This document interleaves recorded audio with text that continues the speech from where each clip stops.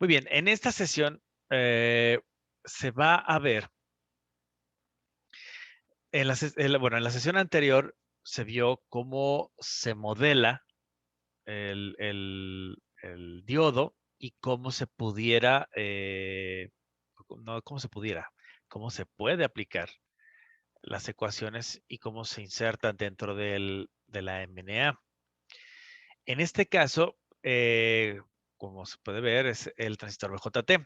Recordando un poquito las clases de semiconductores, se recuerda que, bueno, un transistor BJT es la combinación, digámoslo así, de no un diodo, por supuesto, si no sería justamente eso, sino es una combinación de dos diodos, ¿no? En ciertas configuraciones, con ciertos voltajes, se puede tener conducción y pues bueno, a diferencia del diodo, pues, el transistor BJT se puede controlar más o menos la, la- el paso de flujo de electrones y pues de alguna otra forma cuando se trabaja, por ejemplo, en la región lineal, se puede considerar el transistor BJT pues como una resistencia variable. Pero también, no, a diferencia del diodo, tiene otros usos. O sea, se puede utilizar como un switch, por ejemplo, puede ser regular, puede ser que vaya desde 0 volts hasta 5 volts, o es en nivel TTL, o de ir de 0 volts a 3.3 volts, nivel CMOS. O, o también se puede utilizar para algo que se llama amplificadores, ¿no? O sea, amplifica una señal que puede entrar en la base y que ya sea en colector o en emisor, dependiendo del voltaje de alimentación que se tenga en cada uno de ellos, bueno, se puede obtener una señal más grande de la que originalmente era y pues eso es lo que se le considera pues amplificación, ¿no? Amplificador. Ok, bien, entonces, en este caso, el BJT, de acuerdo a la manera en que se utiliza en Spice, bien, se utiliza la letra Q y después el nombre, es decir, se puede utilizar Q1, Q2, Q3 o se puede utilizar Q tran 1, Q tran 2 o algo así. El caso del nombre pues no está únicamente cerrado a números, sino también se puede hacer una combinación de letras, pero eso sí debe ser importante que comience con la letra Q. Bien, lo siguiente es NC, NB, NE y el nombre del modelo. Bien, en este caso NC es el nodo colector, NB es el nodo base y el NE es el nodo del emisor. Y el mod nombre, pues es el nombre del modelo que se le da al transistor, que debe de los parámetros que se van a utilizar, pues bueno, deben de contener dentro del mismo listado, más adelante, en la parte donde se le pone punto model. Dentro de Spice, bueno, uno puede poner punto model, espacio, el nombre que se está utilizando. Se indica qué tipo de transistor es, porque a diferencia del diodo, pues ahora se va a utilizar, hay dos opciones. Utilizar NPN o PNP, que son justamente las uniones que tiene el transistor bipolar. Pero además de señalar qué tipo de transistor es, se le pueden dar otros parámetros, IES, ICS, PF y BR. Bien, entonces, IES, por ejemplo, es la corriente de saturación inversa para la unión base-emisor. ICS es la corriente de saturación inversa para la unión base-colector. BF es beta directa y BR es beta inversa. Bien, nuevamente haciendo un poco de analogía con respecto al diodo, el IES y el ICS justamente muestran la naturaleza de, de cómo está construido el transistor y también muestra que está formado por dos diodos.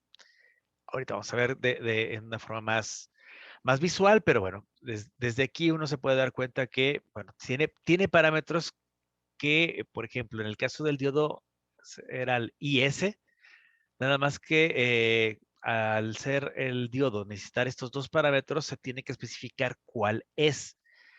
Es decir, el E más bien, es para la base emisor y el ICS, bueno, la base colector. que de base colector y base emisor, pues obviamente también recordar cómo son las conexiones de diodo que hay de manera interna. Ahora bien, el BF y el BR son parámetros que no tienen un diodo. Estos son parámetros que que se utilizan en el transistor. Y se refieren a los parámetros para realizar amplificación de una cierta señal. Los valores pueden ir, bueno, pues son muy variados, pero una beta directa estándar sería de 100. La beta inversa, a diferencia de la beta directa, son valores bastante pequeños que tienden a 1, a llegar a 1. Bueno, entonces, esquemáticamente hablando, aquí se tiene un transistor, ¿no? El transistor, que en este caso es NPN. ¿Eso qué significa? Que bueno, se va a tener una corriente de colector, se va a tener una corriente base y una corriente de emisor. Por lo regular, los transistores NPN se utilizan de esta forma. Hay una cierta corriente que por lo regular es la corriente el voltaje de polarización que se da en el colector. Va a haber una cierta corriente de base que por lo regular es una derivación de la fuente de alimentación utilizando una resistencia, porque las corrientes de base son bastante pequeñas. La corriente colector va a estar variando y va a depender justamente de la aplicación. Puede ser desde unos cuantos miliamperes hasta amperes, ¿sí? Si estamos hablando o decenas o cientos de amperes, si estamos hablando de transistores de tipo industrial, ok, o de alta tensión. Bien, para el caso de la corriente de emisor, insisto, recordando un poco las clases de semiconductores, es casi, bueno, es similar los valores a la corriente de colector. Ok, ahora bien, vamos a la parte del modelado. Internamente, un transistor BJT se puede ver de esta manera. Un diodo, ¿sí? Aquí está el ánodo en base, cátodo en el colector. Así está, estaría conectado este diodo, insisto, de manera interna. Y se va a tener una fuente de corriente controlada por este parámetro, alfa F y sub F, que va del colector hacia la base. Luego se tiene un diodo conectado entre base y emisor. El ánodo está en la base, el cátodo en el emisor. Y ahora se va a tener una corriente controlada también, ¿sí? Con los parámetros alfa R o alfa sub R multiplicado por I sub R. Ahorita voy a explicar esto de alfa sub F e I sub R. Bien. Hay que tomar en cuenta también las corrientes como están indicadas en este esquema. Son muy importantes porque si no se toman de manera adecuada, los resultados obviamente no van a corresponder. Y obviamente, pues, a final de cuentas, todo lo que se está aprendiendo, que se está mostrando, pues obviamente no servía de mucho. Bien, estos parámetros alfa sub F y alfa sub R van a estar dados por unas ecuaciones que vamos a ver un poquito más adelante. Y en el caso de alfa sub F, perdón, de I sub F e I sub R, van a estar dados por estas ecuaciones. Si lo vemos, si nos fijamos bien, podemos ver que son prácticamente las ecuaciones del diodo. ¿Sí? ¿Por qué? Porque ahí está el parámetro IS, si recordamos en el diodo nuevamente, ese era IS, es decir, I sub S, y eso está multiplicado por una exponencial menos 1. Y en la exponencial se tiene el voltaje base emisor sobre un voltaje térmico, que es aproximadamente de 0.25. Bien, en el caso de voltaje base emisor, Si recordamos un poquito lo que vimos en la anterior ocasión en cuanto al diodo, recordábamos que era, bueno, el voltaje del diodo era el voltaje del ánodo cátodo, ¿no? La diferencia de potencial. ¿Sí recuerdas? Sí, fue justo lo último que vimos, ¿no? Así es. Bien, en este caso, digamos que es un poquito más evidente la diferencia de potencial. Me refiero a que es más fácil de ver. Es decir, es el voltaje de base emisor. Es decir, la diferencia de potencial que hay entre la base y el emisor. ¿Sí? Esa es justamente la resta que vas a hacer. Bueno, en el caso de I sub R, pues aquí lo que se está viendo es I sub CS, insisto, este es un parámetro ya dado, y, al igual que I sub ES, estos otros parámetros ya están dados. Tú no los tendrías que dar, sino ya están dados en la hoja de especificaciones, o si no tienes una hoja de especificaciones, ya se tienen ciertos valores ya previamente definidos.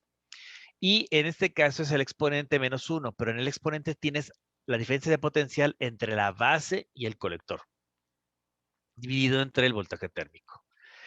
Ok, ¿hasta aquí vamos bien? Sí, hasta ahorita sí. Perfecto. Bien, entonces este es el caso para el transistor NPN. Para el caso del transistor PNP, como se puede recordar, sería lo inverso. ¿A qué me refiero con inverso? Por lo regular, o normalmente en el caso del PNP, la salida se toma en el colector. O sea, tengo una señal en la base, tengo una señal en el colector, o también la puedo tomar en el emisor. Eso ya es, insisto, yo escojo, ¿no? Y la configuración, el voltaje de alimentación viene a través de el colector y una diferencia de potencial que se puede poner a través de un arreglo de resistencias en la base, ¿no? Bien, en el caso del PNP es inverso. ¿Por qué? Porque ahora el voltaje de polarización va a llegar por el emisor. Voy a tener una cierta corriente de base. Igual puedo tener aquí un cierto arreglo de resistencias en la cual yo voy a tener este flujo de corriente. Y en el colector tendría la salida, si es que yo quisiera, o la puedo tener en el emisor. Eso ya debe depender. Pero bueno, así es la forma de operar. Ahora bien, cuando tú estás trabajando con un transistor NPN, se utilizan voltajes positivos. Para el caso del transistor PNP, vas a utilizar ahora voltajes negativos. Y también sucede algo interesante. Ahora, el diodo que está conectado de base a colector, el ánodo ahora está en el colector y el cátodo en la base. Para el caso de la unión base-emisor, el ánodo está en el emisor y el cátodo está en la base. Y las fuentes de corriente están definidas de esta forma, de base a colector y de base a emisor. Así están las direcciones de estas fuentes controladas de corriente. Y si te fijas, la I sub F e I sub R son casi iguales, solo que fíjate dónde cambia. Aquí, la diferencia de potencial ahora dice que es de emisor a base. Voy a regresar. En el caso del NPN es de base a emisor, ¿sí? En el caso de I sub F y en el caso de I sub R es, aquí dice BC, es decir, base colector. Para el PNP es de voltaje emisor base, aquí, en el I sub F e I sub R es colector base. Si te fijas bien, pues es tomar en cuenta la manera en que se está utilizando el diodo, ¿sí? En eso no cambia, solamente hay que tener cuidado de el tipo de transistor que estás manejando. ¿Esto qué significa? Que cuando estés programando, ¿sí? Te vas a tener que fijarte en el netlist si vas a establecer NPN o PNP para saber si vas a tomar de una forma la diferencia de potencial de base emisor o de otra, emisor base, por ejemplo. ¿Sí? Sale y vale. Perfecto. Bien. Pero ahora empezamos a lo mero bueno, que son las ecuaciones. Es decir, ya vimos la forma en que está internamente o cómo se comporta internamente estos dispositivos. O bueno, más bien, este dispositivo en particular. Sin embargo, vimos una ecuación, pero esa ecuación no sirve para fines prácticos. ¿Por qué no sirve? Porque se deben de tomar en cuenta cada una de las corrientes. Bien, y aparte, yo estaba mencionando que esa famosa fuente controlada de corriente, pues había una alfa F y una alfa R.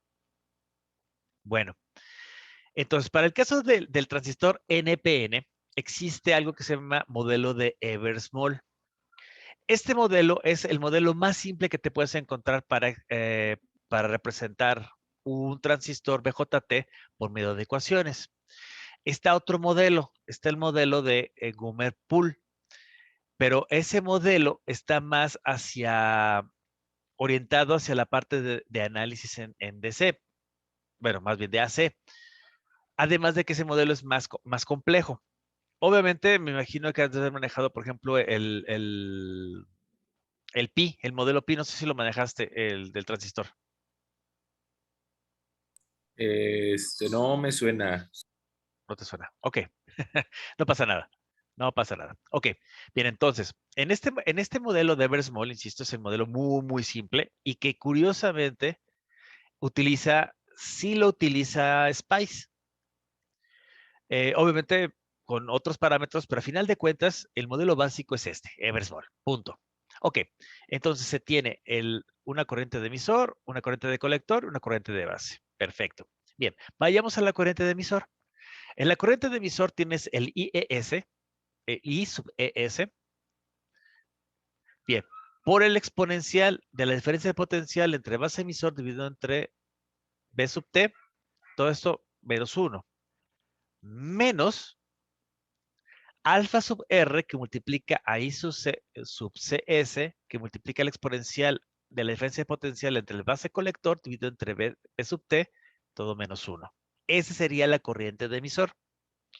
La corriente de colector sería alfa sub F que multiplica a I sub ES por el exponencial de la diferencia potencial entre base emisor sobre BT menos 1, menos I sub CS que multiplica el exponencial de voltaje base colector sobre BT menos 1. Y finalmente, para el caso de la corriente de base, pues sería una combinación de las corrientes de emisor y colector. Bien, entonces, si lo notas, tienes 1 menos alfa sub F que multiplica I sub ES, el exponencial de la diferencia potencial de base emisor sobre BT menos 1, más unos menos alfa sub R que multiplica I sub S por la exponencial de voltaje base colector sobre BT menos 1.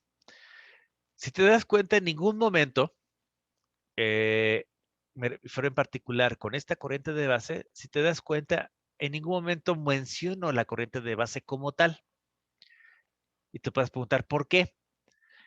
Porque la respuesta es porque es más fácil explicar la corriente de base en función de las corrientes de emisor y de colector.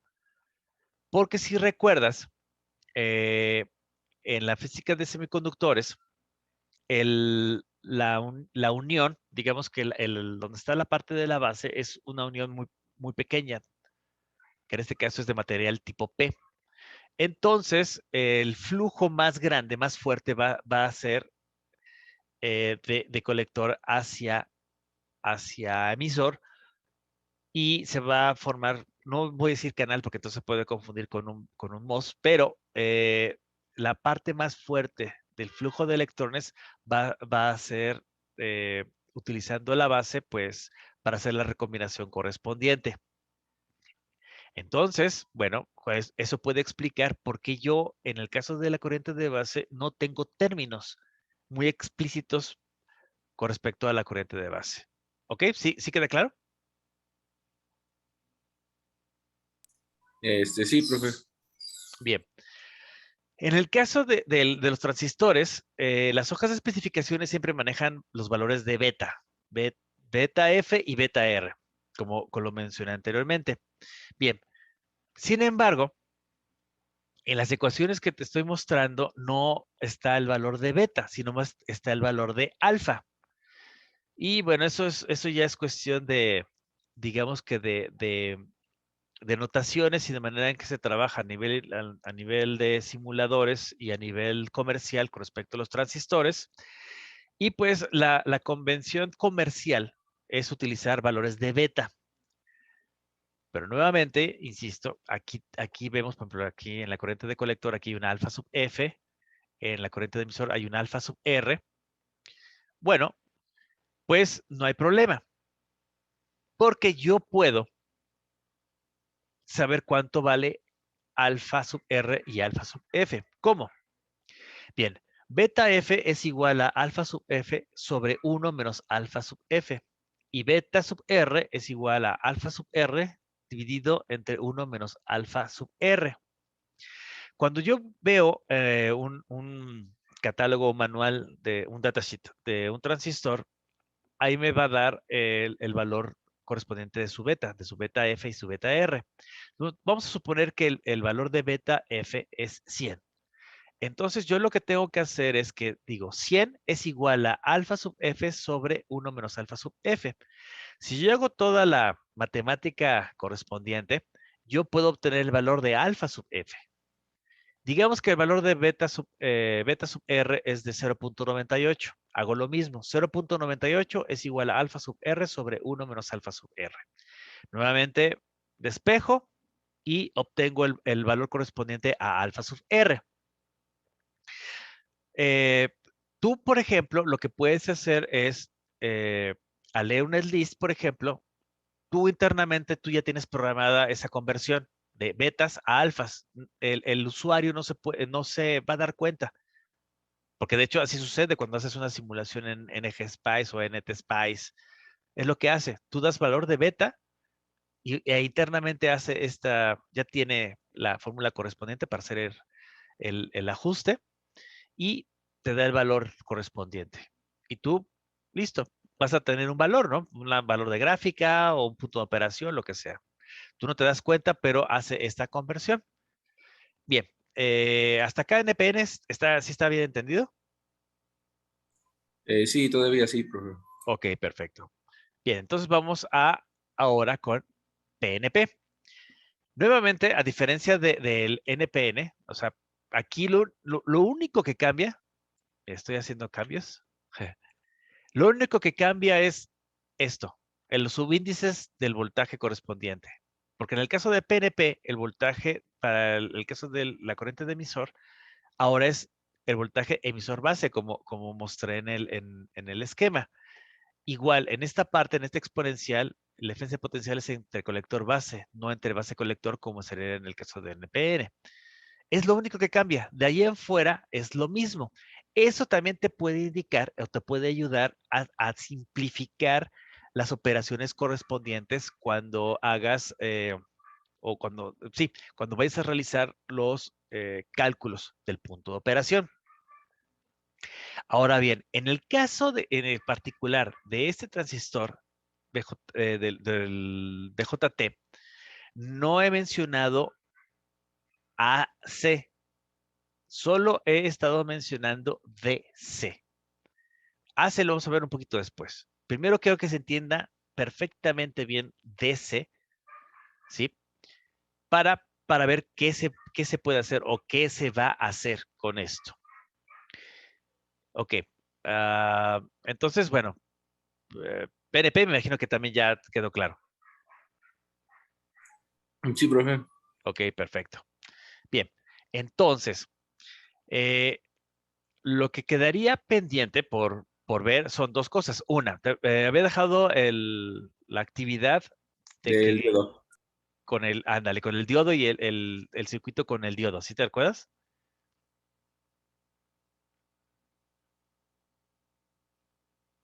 ¿Sí lo hiciste? Sí. Ok, ¿sí lo hiciste? Sí, pero llegué hasta un punto en que todo lo tengo en términos de voltaje, el voltaje en el nodo. Ok, eso está bien. Bueno, mira, entonces vamos a hacer esto, porque de por sí habíamos quedado en revisarlo, pero lo que se puede hacer es, con lo que yo ya he dado o yo ya he comentado con respecto a MNA, ¿qué te parece si tenemos sesión mañana, ¿no?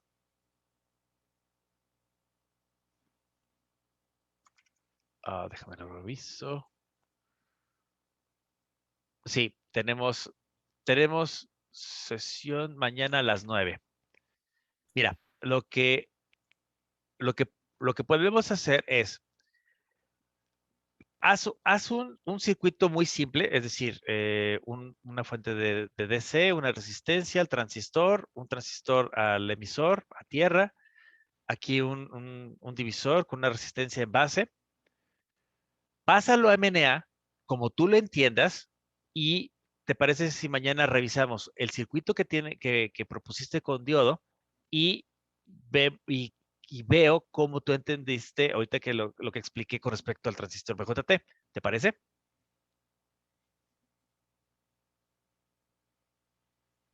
Se cortó un poquito, profe, durante su... Ok, a ver, lo vuelvo a repetir. Mañana revisamos el circuito que tú propusiste con el diodo, ¿ok? Sí, Ok.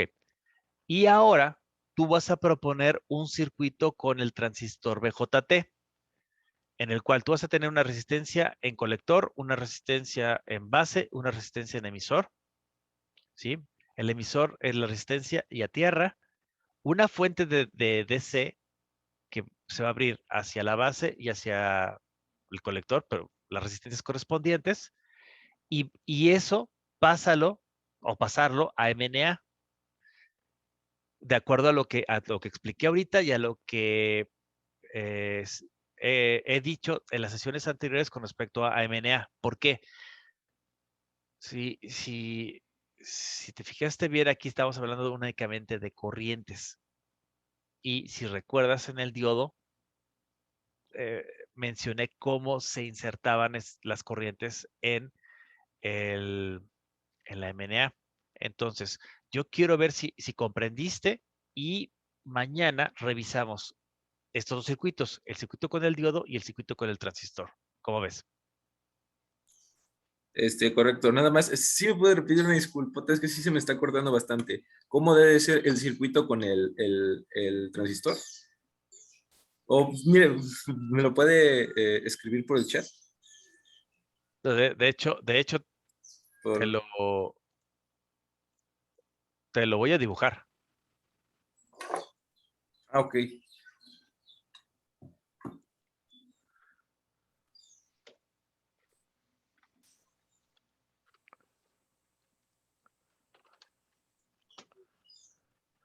Sería algo como esto.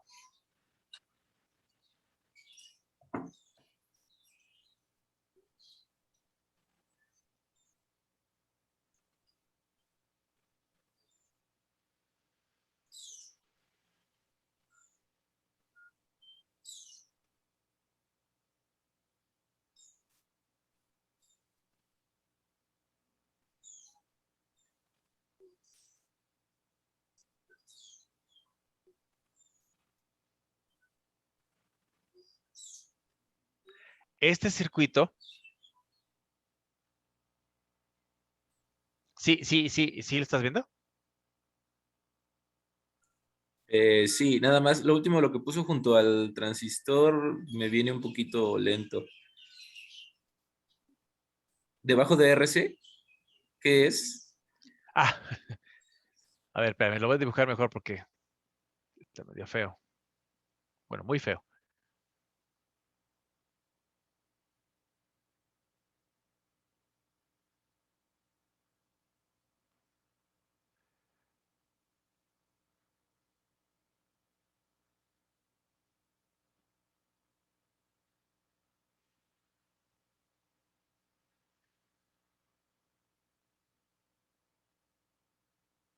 ¿Sí se ve mejor?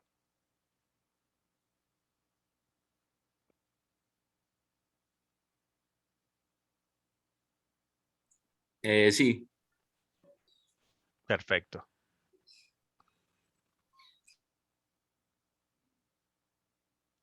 ¿Ya lo copiaste?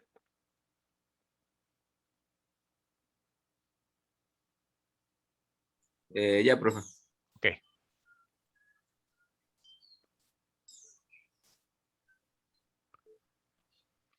Entonces, haz tu análisis y mañana lo revisamos. Mañana tenemos clase temprano. Entonces, lo revisamos y pues, obviamente, las dudas o cosas así, pues igual lo discutimos y ya lo platicamos, ¿ok?